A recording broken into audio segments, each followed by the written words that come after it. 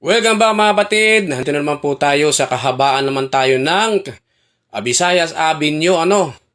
Dito sa Visayas Avenue, patungong congressional yan, bahagi na yan, Diyan po ay meron pong mga car accessories din po, mga car wash, mga ganyan. Kaya dito tayo umirya ngayon. Dati pong pinupuntahan ko ito nung panahon na pandemic, Dito ako nagkakabit ng age guard. Ayan, dito sa kahabaan na ito, Maralog tayo. Boss, bili ka na ng pabangon sasakyan.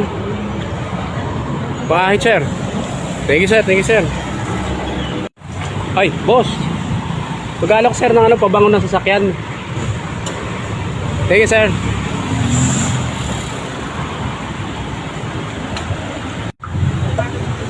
Ay, ginugutom na ako, Maghanap na ako ng makakainan ngayong araw dito sa kahabaan na ito ng sasabi nyo.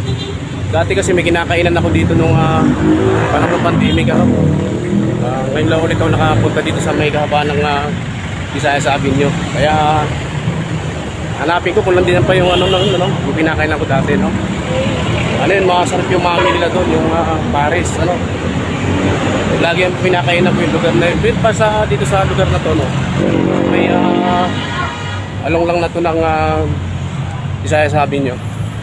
Sana nandun pa sila kung hindi pa sila nagsasara ng kanilang mami doon, Pero alam ko matagal na sila doon, Baka sakali matsampa ako kung nandun pa sila, Kakain ako doon sa kanilang mami.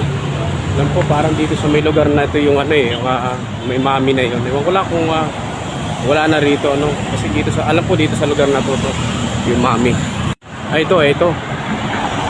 Ito pa rin pala yung mami, Ayan yung ito yung kinakainan ko na mamihan, kapag dito ako dumadaan dati pa. Ako marami na nakain ng Paris, mami.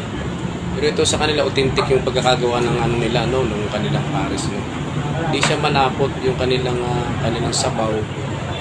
Talagang ito yung gusto ko kasi.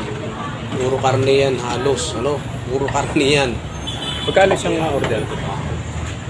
Paris po? 90 kasama nga. 90? Oo. Ay, 90 lang sa Ano kanin niya? Bigyan mo nga ako ng isa.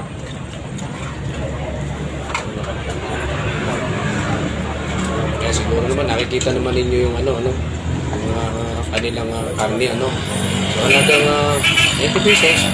So ay talagang mapapasubo ka ng matindi rito, kain naman sabi niya. At dito na nga ready to lapang na tayo at ang alam na siguro ako ayan unang tikim, paso agad, sarap agad.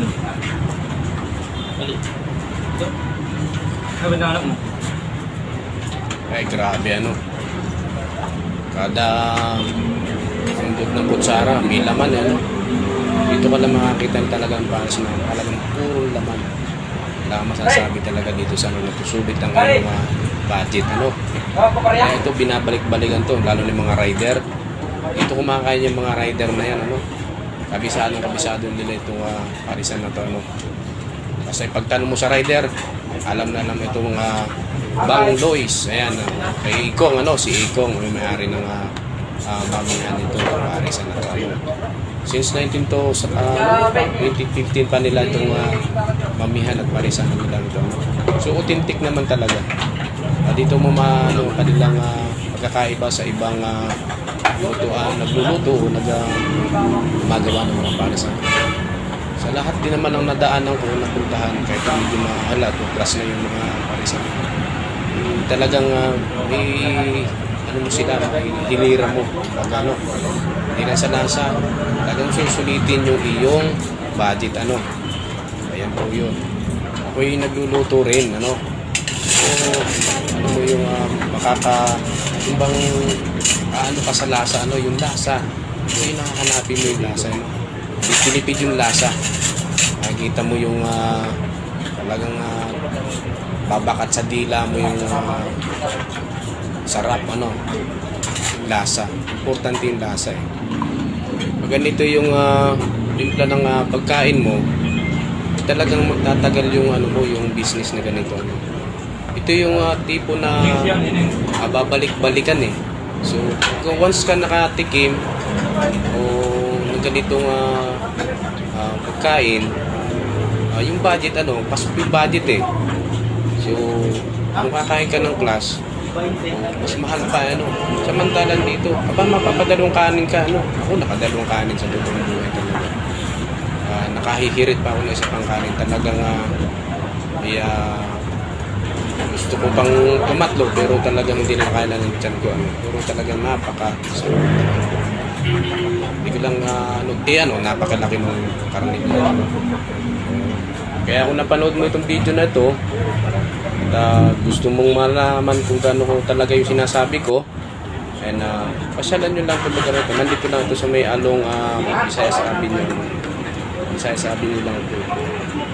Siguro tanong nyo lang ang pangalan ni Ikong. Ayun, si Ikong Ikong Banglois Galing ka ng circle, gawing kaliwa siya Gawing kaliwa siya.